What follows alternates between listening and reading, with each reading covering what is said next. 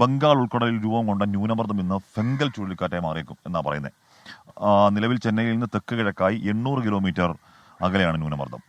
ഇത് വടക്ക് പടിഞ്ഞാറൻ തമിഴ്നാട്ടിലേക്ക് നീങ്ങുമെന്നാണ് സൂചന. തമിഴ്നാട്ടിൽ 3 ജില്ലകളിൽ റെഡ് അലർട്ടും 9 ജില്ലകളിൽ ഓറഞ്ച് അലർട്ടും പ്രഖ്യാപിച്ചു. മുഹമ്മദ് റഹീസാണ് ചെന്നൈയിൽ നിന്ന് ചേരുന്നത്.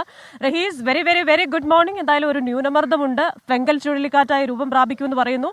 ജാഗ്രതാ നിർദ്ദേശം നൽകിയിട്ടുണ്ട്. അവിടെ വേണ്ട മുന്നൊരുക്കങ്ങൾ നടത്തിയിട്ടുണ്ടോ? ചില വിദ്യാലയങ്ങൾക്കൊക്കെ അവധി പ്രഖ്യാപിച്ചിട്ടുമുണ്ടല്ലോ. കേരളത്തിൽ ഫെങ്കൽ എഫക്റ്റ് ഉണ്ടോ റഹീസ്?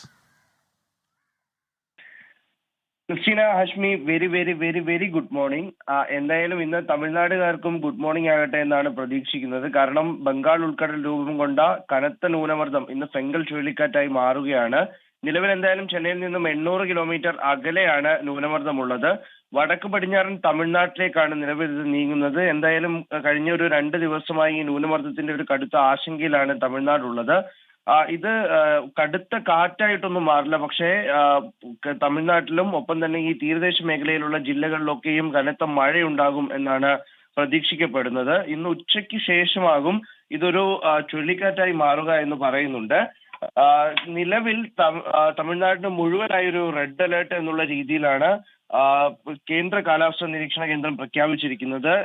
ഈ ചെന്നൈ IMD-യുടെ ഭാഗത്തു നിന്നും റീജിയണൽ മെട്രോളജിക്കൽ ഡിപ്പാർട്ട്മെന്റിന്റെ ഭാഗത്തു നിന്നും നിലവിൽ 2 ജില്ലകളിലാണ് റെഡ് അലേർട്ട് നൽകിയിരിക്കുന്നത്. ഒപ്പം തന്നെ 9 ജില്ലകളിൽ ഓറഞ്ച് അലേർട്ടും പ്രഖ്യാപിച്ചിരിക്കുന്നു. അങ്ങനെ 9 ജില്ലകളിലെ വിദ്യാഭ്യാസ സ്ഥാപനങ്ങൾക്ക് അവധി പ്രഖ്യാപിച്ചിട്ടുണ്ട്. പ്രധാനമായും തമിഴ്നാട്ടിലും ഒപ്പം തന്നെ കേരളത്തിലെ ചില ജില്ലകളിലും ആന്ധ്രാപ്രദേശിലും ഒക്കെ കനത്ത മഴയുണ്ടാകും എന്നാണ് പ്രതീക്ഷിക്കപ്പെടുന്നത്. അതും ഉച്ചയ്ക്ക് ശേഷം മഴ അതിശക്തമാകും എന്നും പറയുന്നുണ്ട്. തീരദേശ മേഖലയിലാണ് പ്രധാനമായും ഒരു ആശങ്കയുള്ളത്. ഇവിടെ കടൽക്ഷോഭം ശക്തമാണ്.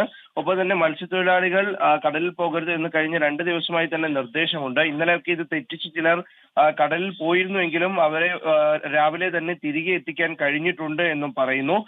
ഇന്നലെ മുഖ്യമന്ത്രിയുടെ നേതൃത്വത്തിൽ അവലോകന യോഗം ചേർന്നിരുന്നു. മഴയെ നേരിടാനുള്ള ഒരുക്കങ്ങളൊക്കെ പൂർണ്ണ സജ്ജമാണ് എന്നാണ് സർക്കാരിന്റെ ഭാഗത്തു നിന്നും ലഭിക്കുന്ന വിശദീകരണം. ഒപ്പം തന്നെ SDRF-ന്റെയും NDRF-ന്റെയും ഒക്കെ സംഘങ്ങൾ തയ്യാറാണ്. ഇവർ വിവിധ മേഖലകളിലായി തമ്പടിച്ചിട്ടുണ്ട്. ഏതെങ്കിലും തരത്തിലുള്ള എമർജൻസി നേരിടുകയാണെങ്കിൽ ഇവർ ഉടൻ തന്നെ ആക്ട് ചെയ്യും എന്നാണ് പറയുന്നത്. ഒപ്പം തന്നെ ഈ ദുരിതാശ്വാസ ക്യാമ്പുകളൊക്കെ തുറക്കേണ്ട ഏതെങ്കിലും സാഹചര്യം ഉണ്ടായി കഴിഞ്ഞാൽ അവിടെയും വളരെ പെട്ടെന്ന് തന്നെ ദുരിതാശ്വാസ ക്യാമ്പുകൾ തുറക്കും എന്ന് പറയുന്നുണ്ട്. 2 ദിവസം എന്തായാലും തമിഴ്നാട്ടിന് ആശങ്കയുണ്ട്. 2 ദിവസത്തിന് ശേഷം ഇത് ശ്രീലങ്കയിലേക്ക് അടുക്കും.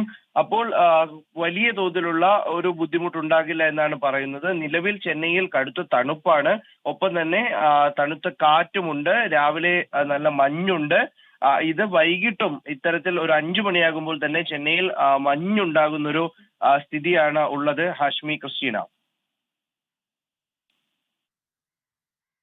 ശരി, എന്തായാലും റഹീസിനും തമിഴ്നാട്ടുകാർക്കും ഒക്കെ ഫെങ്കൽ ഇമ്പാക്റ്റ് ഇല്ലാത്ത നല്ലൊരു ദിവസം ആശംസിക്കുന്നു.